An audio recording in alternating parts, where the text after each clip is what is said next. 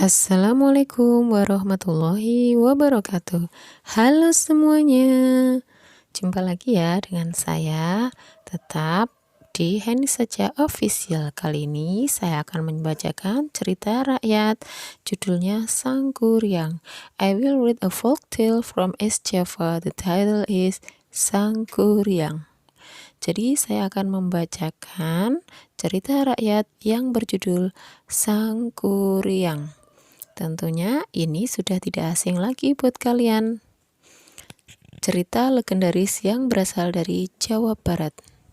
In ancient times, there is a princess in West Java named Dayang Sumbi. She had a son named Sang Kuryang. Sang Kuryang was a boy who liked to hunt, and when hunting, he was always accompanied by his dog named Tumang. Despite the dog, Tumang actually an incarnation of the cat and the father of Sang Kuryang. One day, he got mad at Tumang for not pursuing the animal because of so angry. He then expelled Tumang, so the dog went into the woods.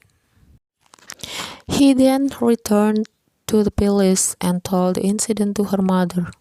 Dayang Sumbi was so angry and hit his head. Sang Kuryang then disappointed and he decided to wander. After hitting Sang Kuryang, Dayang Sumbi felt so sorry and she always prayed and meditated to get forgiveness from God. One day, God gave a gift because she was so diligent in praying. The prize is timeless beauty that would make Dayang Sumbi becoming young forever.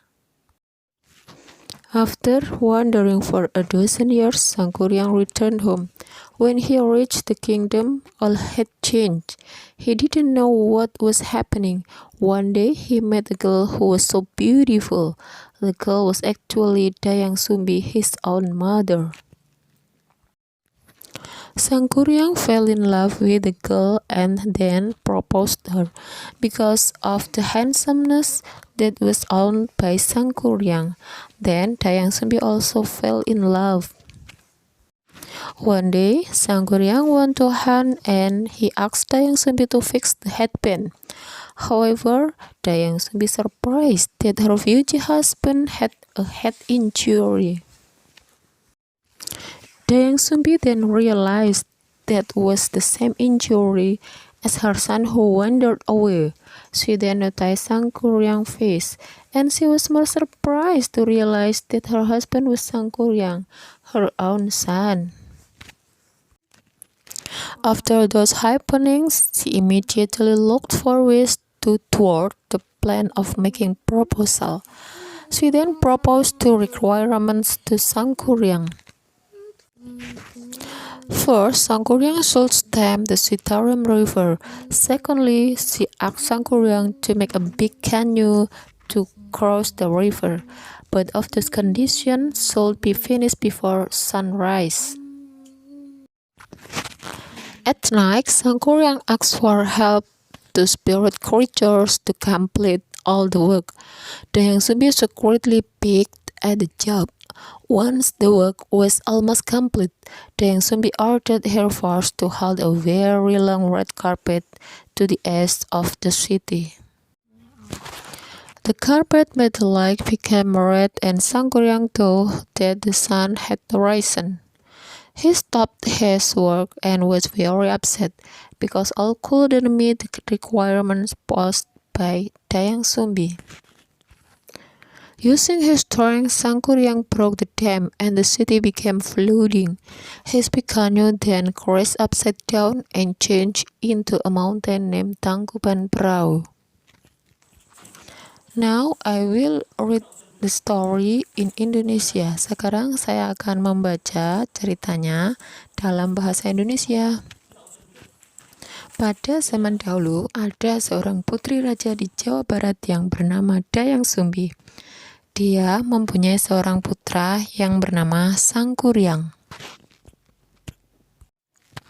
Sang Kuryang adalah seorang anak yang gemar berburu dan ketika berburu, dia selalu ditemani oleh anjing kesayangannya, yaitu Tumang. Meskipun seekor anjing, Tumang sebenarnya adalah titisan dewa dan bapak dari Sangkuriang. Pada suatu hari, ia marah kepada Tumang karena tidak mau mengejar hewan buruan. Karena begitu marah, kemudian mengusir Tumang, sehingga anjing tersebut pergi ke dalam hutan. Dia kemudian kembali ke istana dan menceritakan kejadian tersebut kepada ibunya.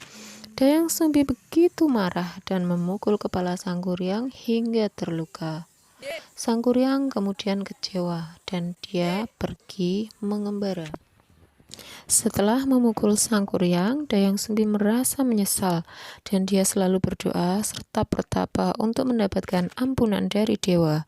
Pada suatu hari, dewa memberikan sebuah hadiah karena dia begitu rajin berdoa. Hadiah tersebut adalah kecantikan abadi, sehingga Dayang Sumbi akan muda untuk selamanya. Setelah mengembara belasan tahun, Sangkuriang pulang ke kampung halamannya. Ketika sampai di kerajaannya, ternyata semua sudah berubah. Ia tidak mengetahui apa yang terjadi. Suatu hari, ia bertemu dengan seorang gadis kerajaan yang begitu cantik. Gadis tersebut sebenarnya adalah Dayang Sumbi, ibunya sendiri. Sangkuriang jatuh cinta kepada gadis tersebut dan kemudian melamarnya. Karena ketampanan yang dimiliki oleh Sangkuriang, maka Dayang Sumbi pun juga jatuh cinta. Pada suatu hari, Sangkuriang ingin berburu dan ia meminta Dayang Sumbi untuk membenahi ikat kepalanya. Tetapi Dayang Sumbi terkejut karena calon suaminya mempunyai luka di kepala. Dayang Sumbi kemudian menyadari bahwa luka tersebut sama dengan luka anaknya yang pergi merantau.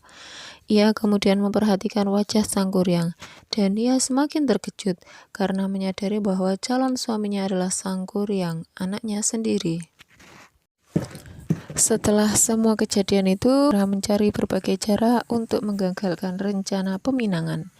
Ia kemudian mengajukan 2 syarat kepada Sangkuriang. Pertama, Sangkuriang harus membendung Sungai Citarum. Kedua, dia meminta Sangkuriang untuk membuat sebuah sampan besar untuk menyeberangi sungai tersebut. Kedua syarat tersebut harus dipenuhi sebelum matahari terbit. Pada malam hari, Sangkuriang meminta bantuan makhluk-makhluk gaib untuk menyelesaikan semua pekerjaannya. Dayang Sumbi pun diam-diam mengintip pekerjaan tersebut. Begitu pekerjaan itu hampir selesai, Dayang Sumbi pun memerintahkan pasukannya untuk menggelar kain sutra merah di sebelah timur kota. Karpet tersebut membuat cahaya menjadi merah dan Sangkuriang mengira bahwa matahari sudah terbit. Dia menghentikan pekerjaannya dan sangat marah karena tidak dapat memenuhi syarat yang diajukan oleh Dayang Sumbi. Menggunakan kekuatannya, Sangkuriang menjebol bendungan dan terjadilah banjir besar di seluruh kota. Sampan besar yang telah dibuatnya kemudian jatuh terbalik menjadi sebuah gunung yang bernama Tangkuban Perahu. Selesai. Thanks for your attention and see you. Bye. Assalamualaikum warahmatullahi wabarakatuh.